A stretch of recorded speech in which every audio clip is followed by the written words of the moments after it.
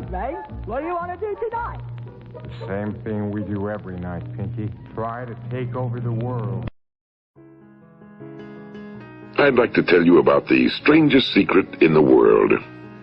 Some years ago, the late Nobel Prize-winning Dr. Albert Schweitzer was being interviewed in London, and a reporter asked him, "Doctor, what's wrong with men today?" And the great doctor was silent a moment, and then he said, "Men simply don't think." It's about this that I want to talk with you.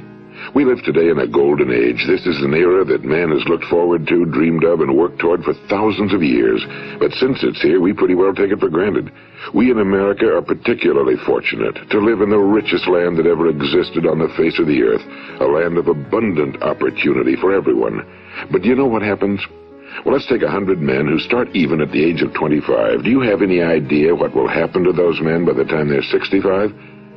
These 100 men who all start even at the age of 25 believe they're going to be successful. If you ask any one of these men if he wanted to be a success, he'd tell you he did. And you'd notice that he was eager toward life, that there was a certain sparkle to his eye, an erectness to his carriage, and life seemed like a pretty interesting adventure to him. But by the time they're 65, 1 will be rich. 4 will be financially independent. 5 will still be working. 54 will be broke. Now think a moment. Out of the 100, only 5 make the grade. Now why do so many fail?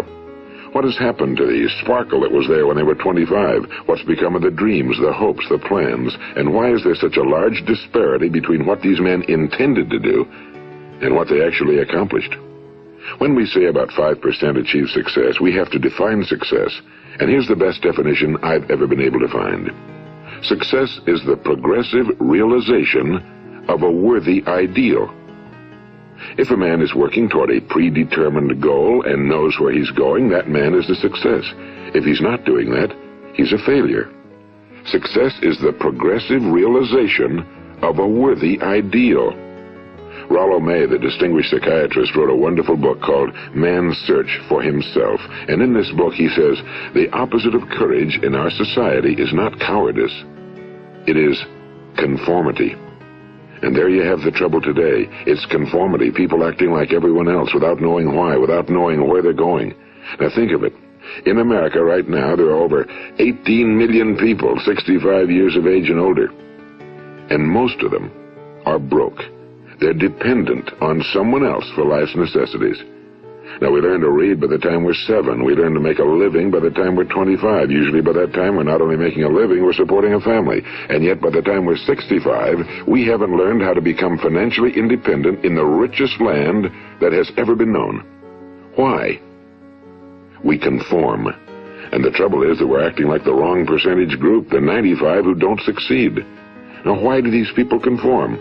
Well, they really don't know. These people believe that their lives are shaped by circumstances, by things that happen to them, by exterior forces. They're outer-directed people. A survey was made one time that covered a lot of men, working men, and these men were asked, why do you work? Why do you get up in the morning? 19 out of 20 had no idea. If you ask them, they'll say, well, everyone goes to work in the morning, and that's the reason they do it, because everyone else is doing it. Now let's get back to our definition of success. Who succeeds? The only person who succeeds is the person who is progressively realizing a worthy ideal.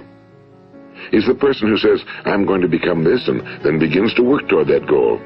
I'll tell you who the successful people are. A success is the school teacher who's teaching school because that's what he or she wants to do. The success is the woman who's a wife and mother because she wanted to become a wife and mother and is doing a good job of it. The success is the man who runs the corner gas station because that was his dream. That's what he wanted to do. The success is the successful salesman who wants to become a top-notch salesman and grow and build with his organization.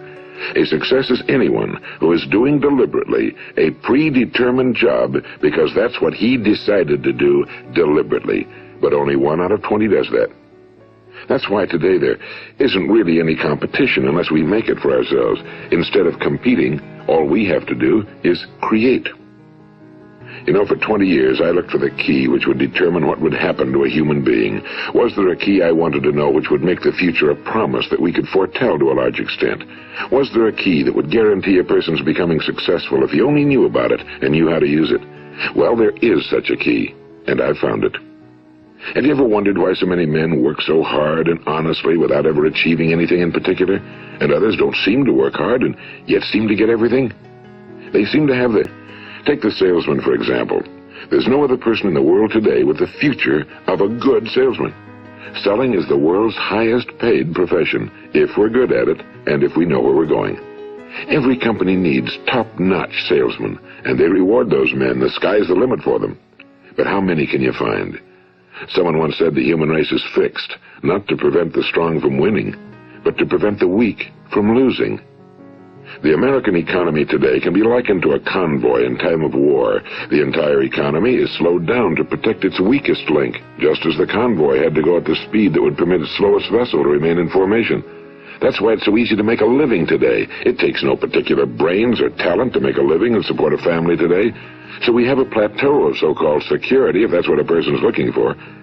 But we do have to decide how high above this plateau we want to aim. Now let's get back to the strangest secret in the world, the story that I wanted to tell you today. Why do men with goals succeed in life and men without them fail? Well, let me tell you something which, if you really understand it, will alter your life immediately. If you understand completely what I'm going to tell you from this moment on, your life will never be the same again. You will suddenly find that good luck just seems to be attracted to you.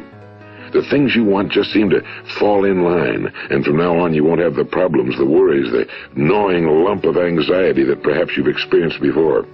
Doubt, fear, well, they'll be things of the past. Here's the key to success and the key to failure. We become what we think about. Now let me say that again. We become what we think about. Throughout all history, the great wise men and teachers, philosophers and prophets have disagreed with one another on many different things. It's only on this one point that they are in complete and unanimous agreement. Listen to what Marcus Aurelius, the great Roman emperor, said. A man's life is what his thoughts make of it. Disraeli said this, everything comes if a man will only wait. I've brought myself by long meditation to the conviction that a human being with a settled purpose must accomplish it, and that nothing can resist a will that will stake even existence for its fulfillment. Ralph Waldo Emerson said this, a man is what he thinks about all day long. William James said, the greatest discovery of my generation is that human beings can alter their lives by altering their attitudes of mind. And he also said, we need only in cold blood act as if the thing in question were real, and it will become infallibly real by growing into such a connection with our life that it will become real. It will become so knit with habit and emotion that our interests in it will be those which characterize belief. And he also said, if you only care enough for a result, you will almost certainly attain it. If you wish to be rich, you will be rich. If you wish to be learned, you will be learned. If you wish to be good, you will be good. Only you must then really wish these things and wish them exclusively, and not wish at the same time 100 other incompatible things just as strongly. In the Bible, you read in Mark 9:23, if thou canst believe, all things are possible to him that believeth. My old friend Dr. Norman Vincent Peale put it this way, this is one of the greatest laws in the universe.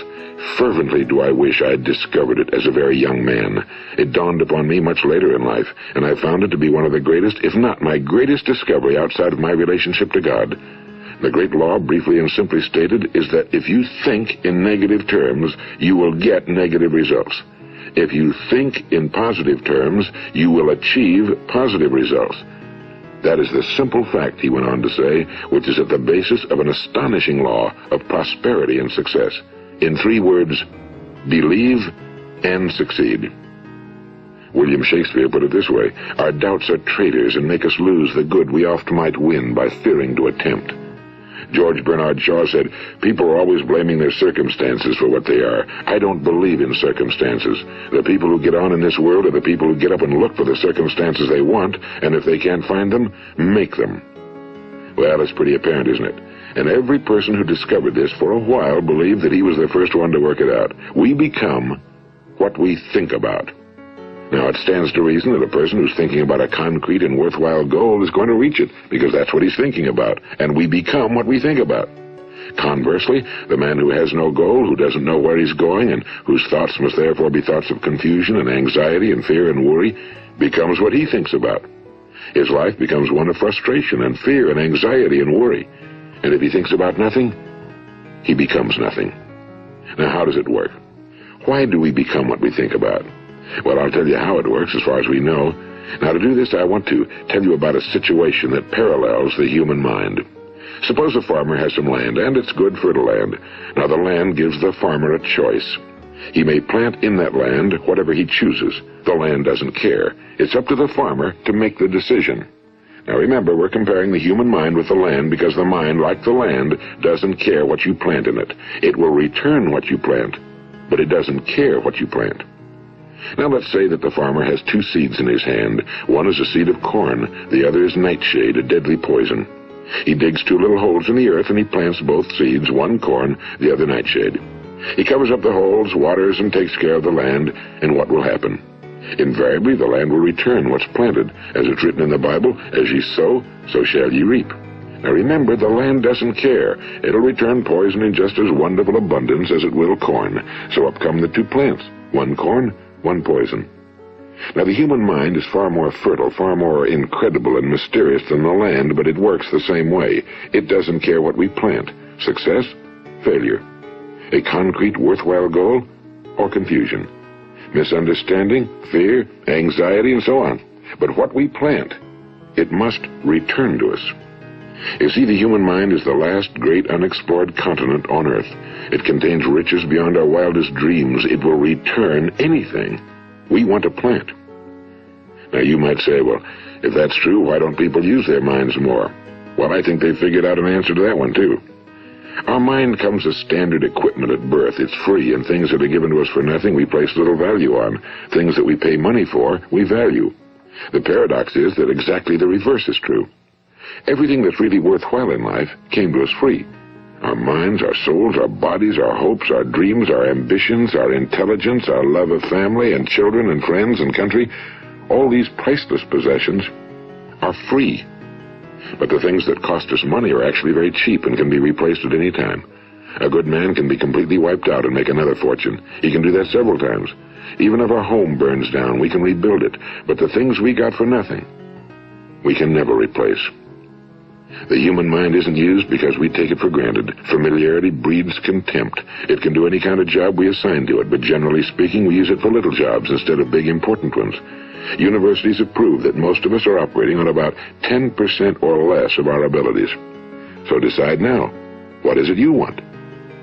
Plant your goal in your mind. It's the most important decision you'll ever make in your entire life.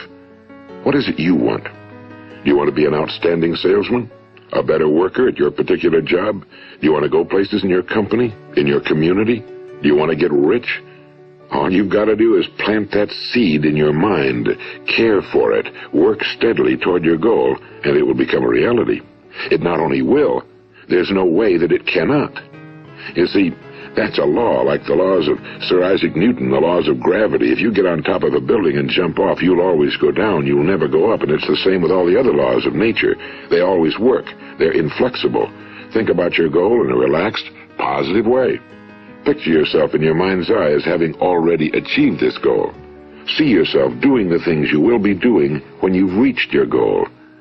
Ours has been called the phenobarbital age, the age of ulcers and nervous breakdowns and tranquilizers. At a time when medical research has raised us to a new plateau of good health and longevity, far too many of us worry ourselves into an early grave trying to cope with things in our own little personal ways without learning a few great laws that will take care of everything for us. These things we bring on ourselves through our habitual way of thinking. Every one of us is the sum total of his own thoughts. He is where he is because that's exactly where he really wants to be, whether he'll admit that or not. Each of us must live off the fruit of his thoughts in the future, because what you think today and tomorrow, next month and next year, will mold your life and determine your future. You're guided by your mind. I remember one time I was driving through eastern Arizona and I saw one of those giant earth-moving machines roaring along the road at about 35 miles an hour with what looked like 30 tons of dirt in it. A tremendous, incredible machine. And there was a little man perched way up on top with the wheel in his hands guiding it. And as I drove along, I was struck by the similarity of that machine to the human mind. Just suppose you're sitting at the controls of such a vast source of energy. Are you going to sit back and fold your arms and let it run itself into a ditch? Or are you going to keep both hands firmly on the wheel and control and direct this power to a specific, worthwhile purpose? It's up to you. You're in the driver's seat. You see, the very law that gives us success is a two-edged sword. We must control our thinking. The same rule that can lead a man to a life of success, wealth, happiness, and all the things he ever dreamed of for himself and his family. That very same law can lead him into the gutter. It's all in how he uses it, for good or for bad. This is the strangest secret in the world. Now, why do I say it's strange, and why do I call it a secret? Actually, it isn't a secret at all. It was first promulgated by some of the earliest wise men, and it appears again and again throughout the Bible, but very few people have learned it, understand it. That's why it's strange, and why for some equally strange reason it virtually remains a secret. I believe that you could go out and walk down the main street of your town and ask one man after another what the secret of success is, and you probably wouldn't run into one man in a month who could tell you. Now, this information is enormously valuable to us if we really understand it and apply it. It's valuable to us not only for our own lives, but the lives of those around us, our families, employees, associates, and friends. Life should be an exciting adventure. It should never be a bore. A man should live fully, be alive. He should be glad to get out of bed in the morning. He should be doing a job he likes to do because he does it well. One time I heard Grove Patterson, the great late editor-in-chief of the Toledo Daily Blade, make a speech, and as he concluded his speech, he said something I've never forgotten. He said, "My years in the newspaper business have convinced me of several things. Among them, that people are basically good, and that we came from someplace, and we're going someplace. So we should make our time here an exciting adventure. The architect of the universe didn't build a stairway leading nowhere." And the greatest teacher of all, the carpenter from the plains of Galilee, gave us the secret time and time again. As ye believe, so shall it be done unto you. I've explained the strangest secret in the world and how it works. Now, on this side, I want to explain how you can prove to yourself the enormous returns possible in your own life by putting this secret to a practical test. I want you to make a test that will last 30 days. It isn't going to be easy, but if you'll give it a good try, it will completely change your life for the better. Now, back in the 17th century, Sir Isaac Newton, the English mathematician and natural philosopher, gave us some natural laws of physics which apply as much to human beings as they do to the movement of bodies in the universe. And one of these laws is that for every action, there is an equal and opposite reaction. Simply stated, as it applies to you and me, it means we can achieve nothing without paying the price. The results of your 30-day experiment will be in direct proportion to the effort you put forth. To be a doctor, you must pay the price of long years of difficult study. To be successful in selling, and remember that each of us succeeds to the extent of his ability to sell. Selling our families on our ideas, selling education in schools, selling our children on the advantages of living the good and honest life, selling our associates and employees on the importance of being exceptional people. To, of course, the profession of selling itself. But to be successful in selling our way to the good life, we must be willing to pay the price. Now, what is that price? Well, it's many things. First, it's understanding emotionally, as well as intellectually, that we literally become what we think about, that we must control our thoughts if we're to control our lives. It's understanding fully that as ye sow, so shall ye reap. Second, it's cutting away all fetters from the mind and permitting it to soar as it was divinely designed to do. It's the realization that your limitations are self-imposed and that the opportunities for you today are enormous beyond belief. It's rising above narrow-minded pettiness and prejudice.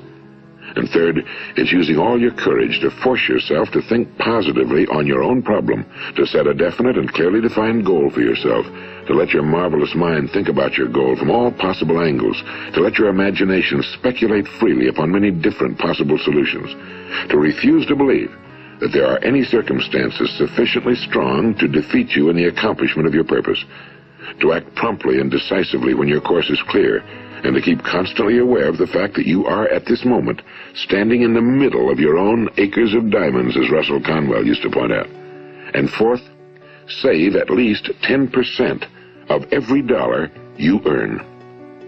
It's also remembering that no matter what your present job, it has enormous possibilities if You're willing to pay the price.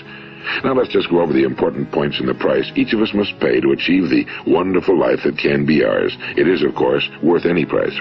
1. You will become what you think about. 2. Remember the word imagination and let your mind begin to soar. 3. Courage. Concentrate on your goal every day. 4. Save 10% of what you earn. And 5. Action. Ideas are worthless unless we act on them. Now, I'll try to outline the 30-day test I want you to make. Keep in mind that you have nothing to lose by making this test and everything you could possibly want to gain. There are 2 things that may be said of everyone. Each of us wants something, and each of us is afraid of something. I want you to write on a card what it is you want more than anything else. It may be more money. Perhaps you'd like to double your income or make a specific amount of money. It may be a beautiful home. It may be success at your job. It may be a particular position in life. It could be a more harmonious family. Each of us wants something. Now write down on your card specifically what it is you want. Make sure it's a single goal and clearly defined. You needn't show it to anyone, but carry it with you so that you can look at it several times a day. Think about it in a cheerful, relaxed, positive way each morning when you get up, and immediately you have something to work for, something to get out of bed for, something to live for. Look at it every chance you get during the day and just before going to bed at night. And as you look at it, remember that you must become what you think about, and since you're thinking about your goal, you realize that soon it will be yours. In fact, it's yours really the moment you write it down and begin to think about it. Look at the abundance all around you as you go about your daily business. You have as much right to this abundance as any other living creature. It's yours for the asking. Now we come to the difficult part. Difficult because it means the formation of what is probably a brand new habit, and new habits are not easily formed. Once formed, however, it will follow you for the rest of your life. Stop thinking about what it is you fear. Each time a fearful or negative thought comes into your consciousness, replace it with a mental picture of your positive and worthwhile goal. And there'll come times when you'll feel like giving up. It's easier for a human being to think negatively than positively. That's why only 5% are successful. You must begin now to place yourself in that group. For 30 days, you must take control of your mind. It will think about only what you permit it to think about. Each day for this 30-day test, do more than you have to do. In addition to maintaining a cheerful, positive outlook, give of yourself more than you've ever done before. Do this knowing that your returns in life must be in direct proportion to what you give. The moment you decide on a goal to work toward, you're immediately a successful person. You are then in that rare and successful category of people who know where they're going. Out of every 100 people, you belong to the top 5. Don't concern yourself too much with how you're going to achieve your goal. Leave that completely to a power greater than yourself. All you have to do is know where you're going. The answers will come to you of their own accord and at the right time. Remember these words from the Sermon on the Mount, and remember them well. Keep them constantly before you this month of your test. Ask, and it shall be given you. Seek, and ye shall find. Knock, and it shall be opened unto you. For every one that asketh receiveth, and he that seeketh findeth, and to him that knocketh it shall be opened. It's as marvelous and as simple as that. In fact, it's so simple that in our seemingly complicated world, it's difficult for an adult to understand that all he needs is a purpose and faith. For 30 days, do your very best. If you're a salesman, go at it as you've never done before, not in a hectic fashion, but with the calm, cheerful assurance that time well spent will give you the abundance in return you deserve and want. If you're a homemaker, devote your 30-day test to completely giving of yourself without thinking about receiving anything in return, and you'll be amazed at the difference it makes in your life. No matter what your job, do it as you've never done it before for 30 days. And if you've kept your goal before you every day, you'll wonder and marvel at this new life you've found. Dorothea Brand, the outstanding editor and writer, discovered it for herself and tells about it in her fine book, Wake Up and Live. Her entire philosophy is reduced to the words, act as though it were impossible to fail.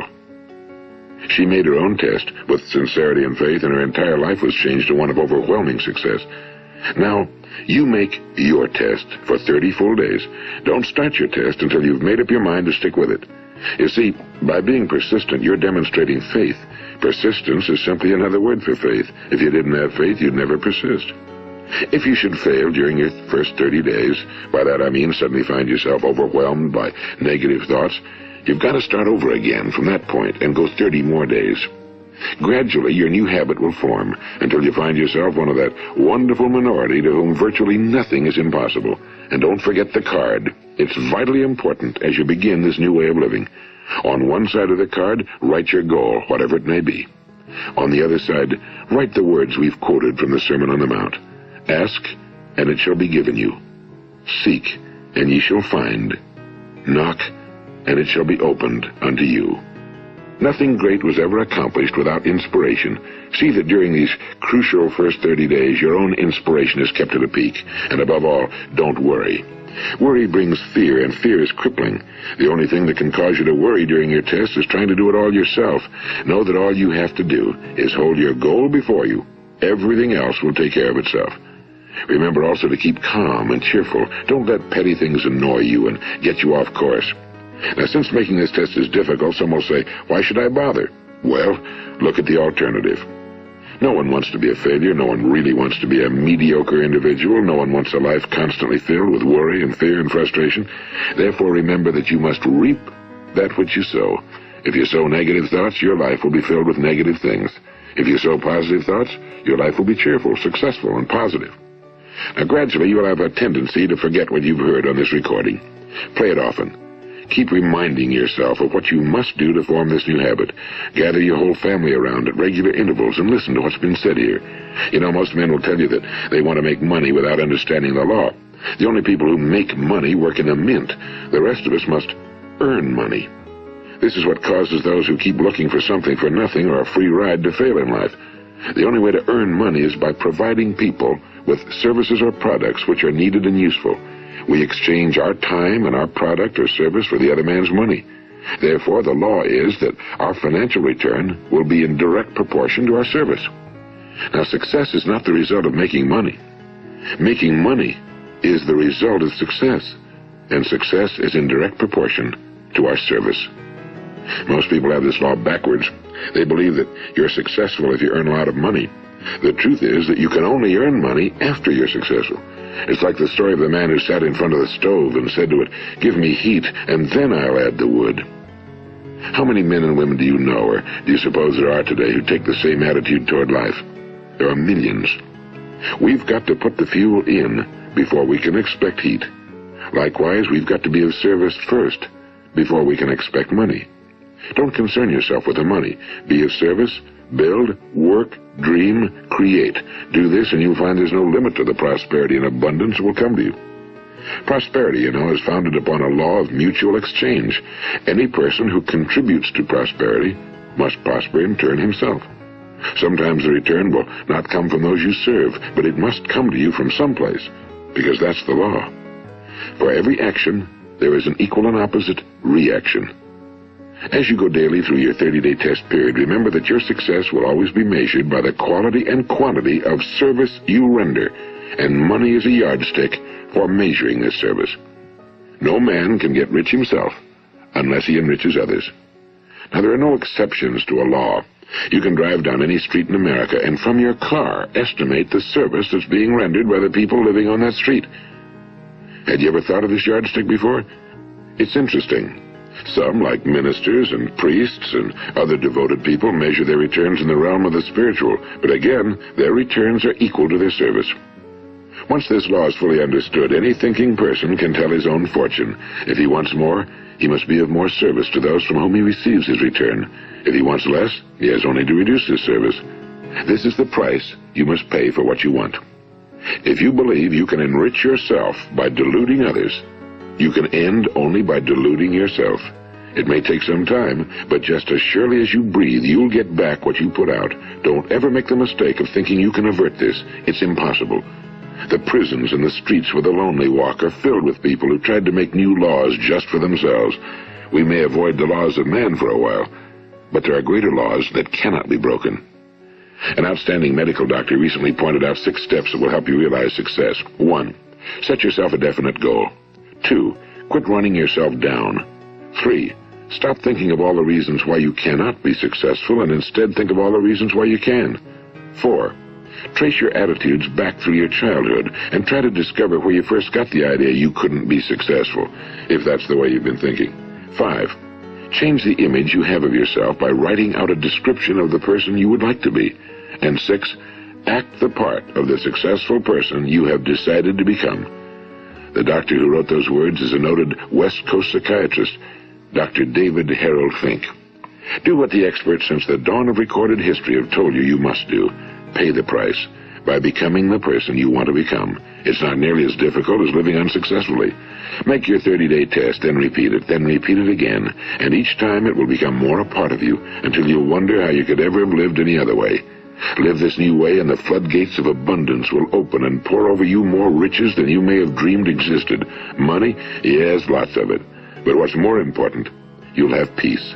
You'll be in that wonderful minority who lead calm, cheerful, successful lives. Start today. You have nothing to lose, but you have a whole life to win.